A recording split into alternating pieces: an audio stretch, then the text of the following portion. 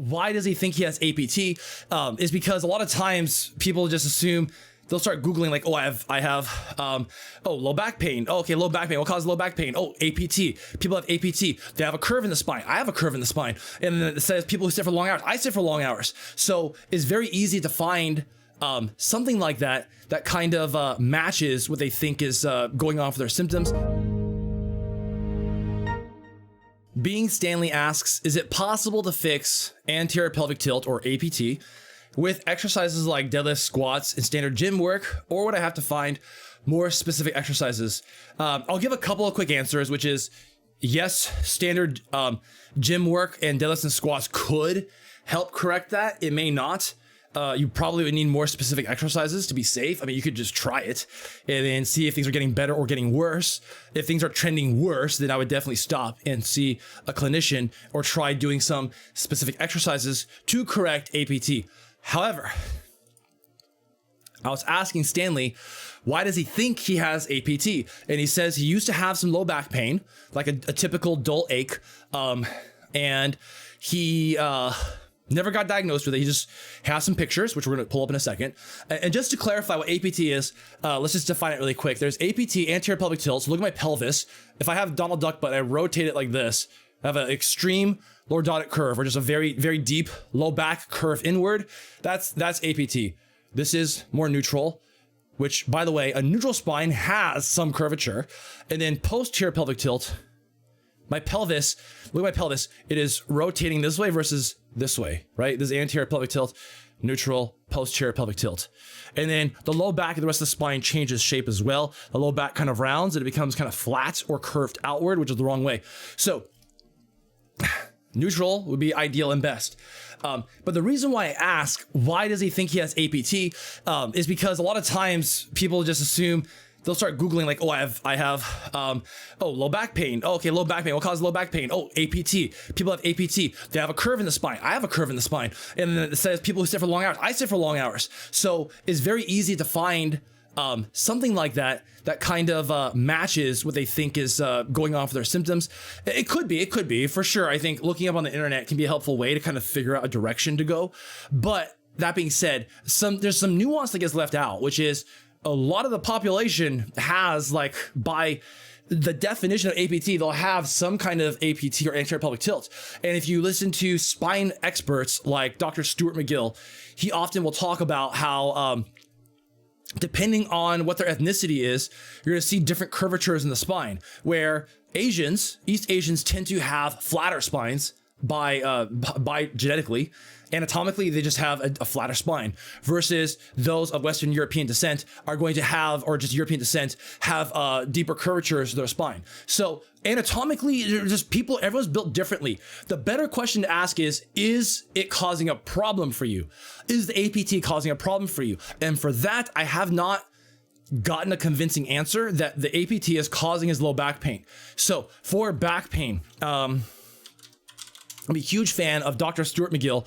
I spent 10 years, like pretty much all my 20s, going on and off through extreme back pain to where I could barely walk, could squat and lift. No, couldn't do anything. I had to crawl to the bathroom in the middle of the night sometimes because of how much pain I was in. And Dr. Stuart McGill, he has a book called Back Mechanic, a simple, I think, very good diagnostic book to kind of walk you through a ton of different postures and movements to see what's really causing your issues.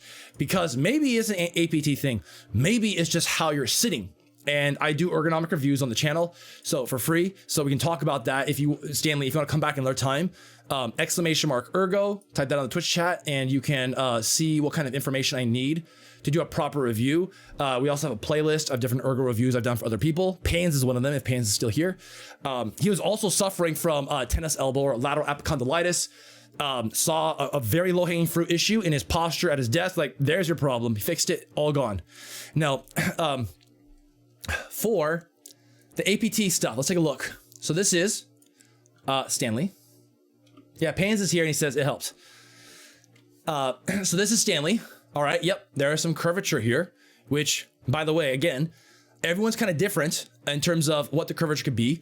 I also want to point out, this is also a slightly awkward picture because one, you're standing on what looks like the bathtub edge, which could be unstable and difficult to stand on. It may be an unnatural position, perhaps, I don't know. And also you're having to rotate a little bit, but again, you have like a curve here. That doesn't necessarily mean to me that's a problem yet. And then I wanted to see how he sits. Now this is not his typical chair. This is a dining room chair, and the chair can make a huge difference. But the way he's sitting here is more of a posterior pelvic tilt type slouch. So I'm not convinced that his APT is causing a problem. If he walked around with Donald Duck butt and he had some sharp pains while squatting, and when I saw him squat, he was exhibiting stripper butt to where he was like trying to stay way too upright and his pelvis is trying to compensate and going to extreme APT, and he had sharp pain from that, then I would say, yep, you know what? You might have APT. Let's cool it. Let's change your squat form and let's address the symptoms that are causing these issues. But so far it's just sitting, and I'm not convinced that it's an APT thing, especially with no actual official diagnosis. I asked him to show me where does he sit all day. Show me what you sit in. And he said the chairs are kind of like this, typical uni chairs. So library chairs and whatnot. Although it's hard to see in these chairs, these types of chairs generally do not have a lumbar support. They typically have a flat-ish support with a slight angle back. So let me show a chair. This chair right here is kind of like a typical uni chair, right? Or this is actually a church chair. I got this from my old church. They're throwing them out, and they're actually, I love this chair. I got a whole bunch of them because they are so, back in the day where I could barely walk, this is one of the few chairs that I could sit in and be relatively pain-free, but it still has a problem. What's that problem? It's a flat back. It does not have a lumbar support to dig in to my the lumbar curvature here. So when I sit back against it, what's my back doing? My back has rounded. It is slouched. Right? You see that? Let me sit over here on the bench so it's a little more obvious. Instead of sitting with a neutral curve in my low back, which you can see right here, right? I have a low back curvature inward, slight outward curvature of my spine, inward curvature of the neck. Instead, when I sit on that chair, my back rounds. And this is not neutral. And this is the first place I would look for your low back pain for sitting for long periods of time. So that being said, Stanley, you're having low back pain on and off. The first thing I would look at is, okay, so I haven't heard anything about your lifts having pain during the lifts. I'll also have to see your form. I just heard of just generic non-specific back pain when you're, just doing everyday stuff. And I see the chairs that you're sitting in. I see your natural posture here while sitting in is the opposite of APT, is PPT, right? Your pelvis is kind of slouching forward. You have a flat back, possibly rounded. It's a little bit hard to see, but that is my first go-to about this. So would generic exercises like deadlifts and squats and generic gym work help this? I think so. If you train yourself to have a neutral spine when deadlifting, this will help carry over for you to have a neutral posture while sitting. Not guaranteed, of course, but in my experience, it helped me. I had the same issue where I tended to go towards a slouched posture, posterior pelvic tilt type posture, rounded lower back like this. That was a huge source of my back problems. Learning how to deadlift properly once the pain came down, obviously. When I was excruciating pain, all exercise is a bad idea. Just got to let that cool off until I can start exercising pain-free. Then, when I was a bit pain-free, deadlifting properly taught me how to have a neutral spine. It's a little bit hard here with all the stuff in the way, but basically being able to pick stuff off the ground with a neutral spine so that I wasn't rounding my back, that helped teach me how to set my hips throughout a deadlift. Now, Stanley says the back pain has only come back from being so inactive during lockdown. When I was lifting, back pain wasn't really a problem at all. So is the problem that you weren't lifting? Is the problem that you're spending so much time sitting? How's the chair? These are the kinds of things I would pay attention to because it may be that you lost that 1 hour in the gym of lifting. It could be that you're spending an additional 10 hours in poor posture with a poor chair, such as the one here. Exclamation mark back pain. You can see a video on my channel in Twitch where I demonstrate how to use a lumbar support properly, how to get that you got to wedge it in there So that way your low back kind of has that natural curvature. Find something that's pain-free. Like obviously it's gonna take some time to kind of suss out what's the right sized lumbar support and location that you need. But the point is, when you're sitting in a chair, if you're doing it properly, you should feel in a relatively close to neutral, go as close to neutral as you can, posture where you feel relaxed and supported. I'm also against the medicine ball type chairs where you have to like sit upright for hours. I get add some nuance there. If you're doing a medicine ball, or not medicine ball, a yoga ball, Swiss ball, whatever you call them. If you're sitting on those balls for like a little bit of time, like 10 minutes, half an hour, that's probably okay.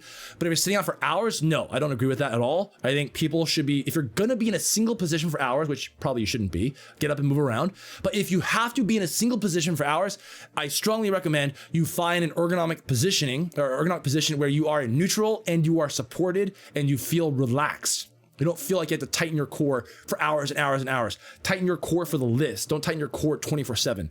I think that's a big health media mistake that is being pushed right now. The narrative is like, oh, tight core, bro. You got to have a tight core all the time. Tight core, tighten that core all the time. Tight core, it's always tight core. And that's a huge mistake. If you like the content, comment and subscribe on YouTube. Also, follow us on Twitch and leave the notifications on. Feed your brain, feed your body, and see you next time.